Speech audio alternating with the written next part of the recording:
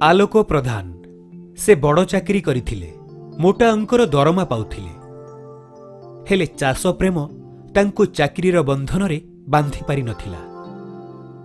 शेषरे जन्ममाटी को फेरिआसी से आरंभ कले ठेकुआ चाष।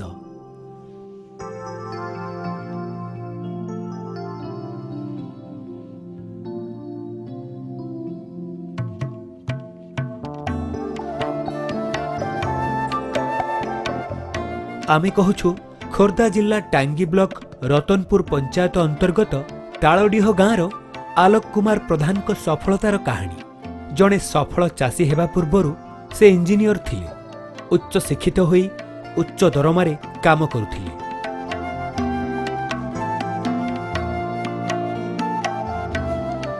मात्र चाष प्रति आग्रहता तांकु नुआ परिचय देथिबा बेले तांको पई ओडिसार कृषि क्षेत्र रे नुआ संभावना सृष्टि होईछि।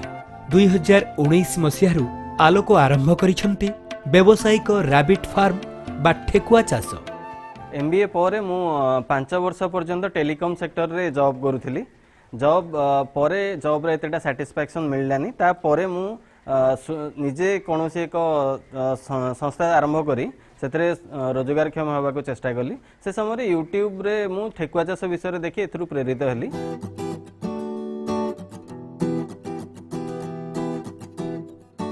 आलोकंको बापा जणे अवसर प्राप्त सेना कर्मचारी। बापांको आर्थिक सहयोगरे लक्षे टंका निवेश करी आलोक एहाकु आरंभ करिसंती।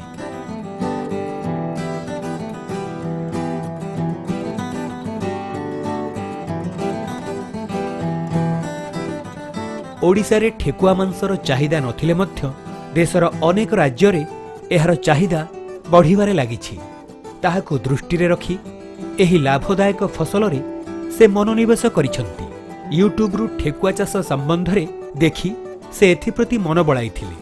परे रैबिट फार्म संपर्क रे गवेषणा करुथिबा CSIR संस्थार सहयोग रे राज्य रे प्रथम थर पई एही चाष आरंभ कले। 6 मास रे प्रथम थर मु जो बिक्री करथिली से समय रे 400 रु 400 पीस पाखापाखि ठेकुआ मु बिक्री करथिली, जहार बिक्री मूल्य मते 1.5 लाख टंका ऊपर को मिलिथिला, जेउथरे मोर 50 भाग रु 50 भाग पर्यंत मते लाभ मिलिथिला।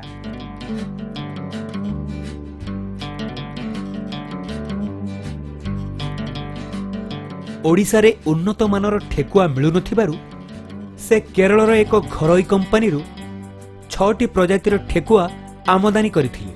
ताहा मध्यरे रहिछि New Zealand white, Soviet chinchilla, white giant, grey giant, New Zealand जेव, ब्लैक जैंट। 4 लाख टंका विनिमय रे 200टी ठेकुआ किणा जाइथिला। एथिरे 140टी माई ठेकुआ रहिथिबा बेले 60टी अंडीरा अछंती। गोटिए ठेकुआर दाम रहिथिला 3000 टंका। सेमानंकर रहिबा पई 2 लाख टंका विनियोगरे 300 स्क्वायर फुट परिमित स्थान रे घर निर्माण करा जाइथिला। प्रतिटी ठेकुआ प्रति हाराहारी 100 रु 150 टंका खर्च हुए एवं मांस केजी प्रति 250 टंका रे बिक्री करा जाए। इनिशियल स्टेज रे जेतले मैं प्रोजेक्ट विषय जानिबा को पाइली से समय परिवार सहित कंसल्ट कली। परिवार रे मो बापा को पचारथिली। बापा को पचारला पर बापा एथरे खुशी होई एथरे आरंभ कहिथिले निजे आरंभ करिवा पई। से समय रे बापा फाइनेंशियली सपोर्ट सब जगह देथिले, जहा फल रे जिंसटी आरंभ होइतिला। गोटिए ठेकुआ 5 वर्ष पर्यंत छुआ जन्म करिथाय। प्रति थर गोटिए ठेकुआ 2 रु 10टी छुआ जन्म देइथाय। ठेकुआ जन्म हेबार मासे पर्यंत माँ क्षीर खाइबा परे घास और दाना खाइथाय।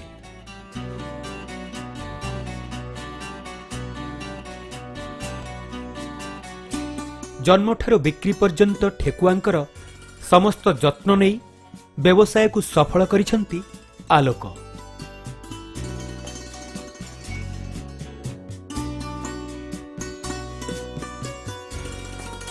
ठेकुआ जन्मर 2-3 मास परे बिक्री पई योग्य होई जांती।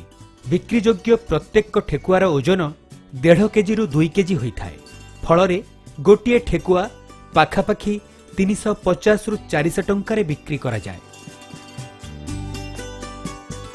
ओडिसा रे ठेकुआ मांसर चाहिदा नाही। ମାତ୍ର କେରଳ, ଉତ୍ତରପ୍ରଦେଶ, ହରିୟାଣାରେ ଏହାର ଭଲ ବଜାର ଚାହିଦା ରହିଛି। ଏଣୁ ଏଗୁଡ଼ିକୁ ବାହାର ରାଜ୍ୟକୁ ରପ୍ତାନି କରି ସେ ଲକ୍ଷାଧିକ ଟଙ୍କା ରୋଜଗାର କରୁଛନ୍ତି। ଫାର୍ମରୁ ସେ ବାର୍ଷିକ 4 ରୁ 5 ଲକ୍ଷ ଟଙ୍କା ରୋଜଗାର କରୁଛନ୍ତି। ठेकुआ चाष विषय मु CSIR नामक एक ये सरकारी संस्थारू शिखिबा पाइली। से तार गवर्नमेंट वेब पोर्टाल रे से जार प्रेसिडेंट था आमर PM एवं हेल्थ मिनिस्टर था वाइस प्रेसिडेंट से जिनस मुझे शिखा पाइली। फल जानवा पाइली जिनसा सठिक जिनस आईन सम्मत बोली तापर ये जिनस को आम आरंभ करूँ। एही चाषरे विशेष परिश्रम मध्य न थाए। दिनकू 2 ରୁ 3 घंटा परिश्रम कले भल लाभ मिल पार। 1.5 केजी एक ठेकुआ को आम तैयारी करने आमको 150 ରୁ 200 टंका पर्यंत खर्च जाए था। मैक्सिमम 200 टंका पर्यंत आम खर्च करी गोटे 1.5 केजी ठेकुआ को 400 टंका बिक्री कर। प्रथम फार्म सफलता परे एबे आउ गोटे फार्म पाई प्रस्तुति आरंभ कर सारी आलोक। एथिपाई अधारू अधिक प्रस्तुति सरिलाणी। आलोकंकर एभली नियारा उद्यम पाई राज्य रे चासी भाई मानंक पाई नुआ संभावना सृष्टि होईछि। एथिपाई आलोकंकु राज्य कृषि मंत्री डॉक्टर अरुण कुमार साहू पुरस्कृत करिछन्ति। मु जेपरि भावे ठेकुआ चाष करी समाज रे एक सफल चाषी भावे परिगणित होईछि सेही भली हमर युव समाज युवक माने एहाकु चाष भावे आपणै निजर एक सम्मान सृष्टि करि परिबे।